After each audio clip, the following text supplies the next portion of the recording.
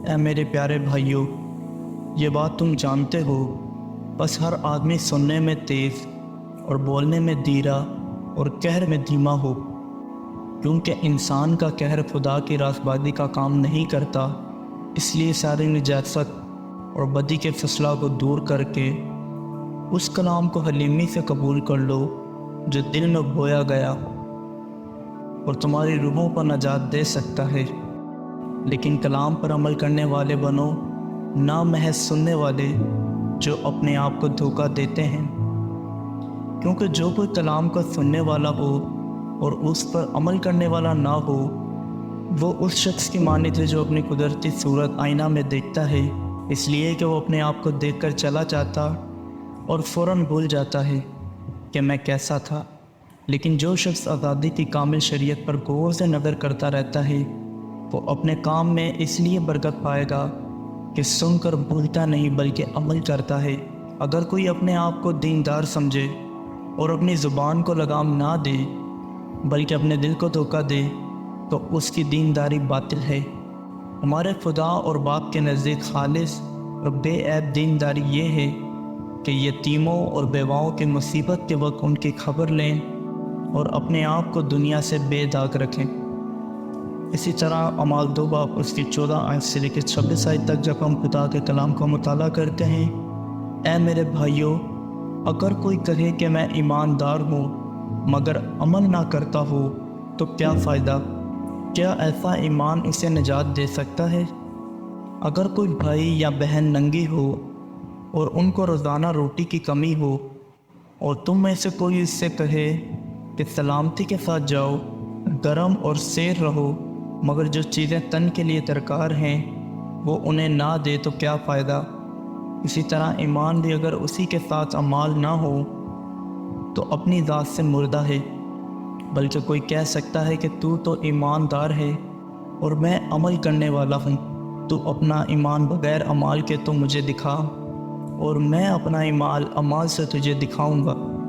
تو اس بات پر ایمان رکھتا ہے کہ خدا ایک ہی ہے، خیر اچھا کرتا ہے۔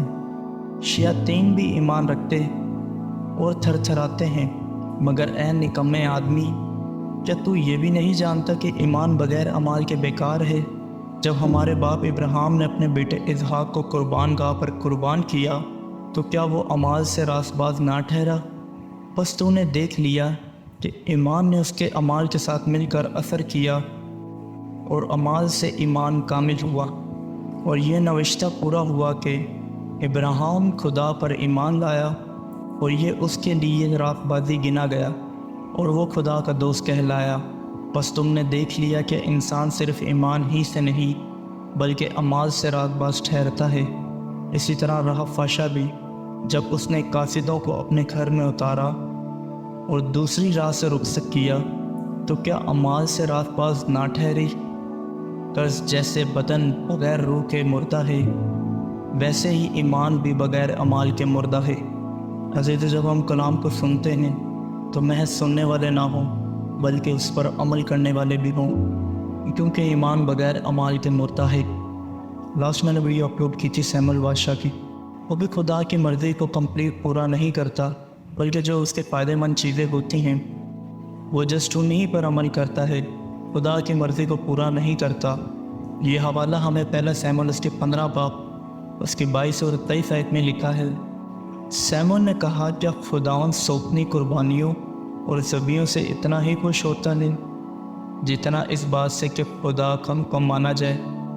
دیکھ، فرما برداری قربانی سے اور بات ماننا مینڈوں کی چربی سے بہتر ہے، کیونکہ بغاوت اور جادوگری برابر ہے، اور سرکشی ایسی ہی ہے جیسی مورتوں اور بتوں کی پرستش۔ چونکہ تو نے خداوند کا حکم کو رد کیا ہے، اس لیے اس نے تجھے رد کیا کہ بادشاہ نہ رہے۔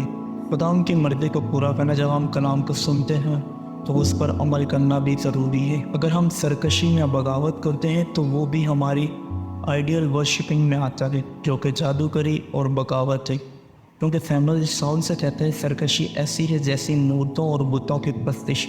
خدا کی مرضی کو پورا نہیں کرتے، جو خدا ہم سے تقاضا کرتا ہے کہ ہم بتوں کی پرستش میں شامل ہوتے ہیں۔ خدا کا کلام اپنے دل میں رکھیں اور اس کی مرضی کو پورا کریں۔ تو خداوند آپ کو برکت دے گا۔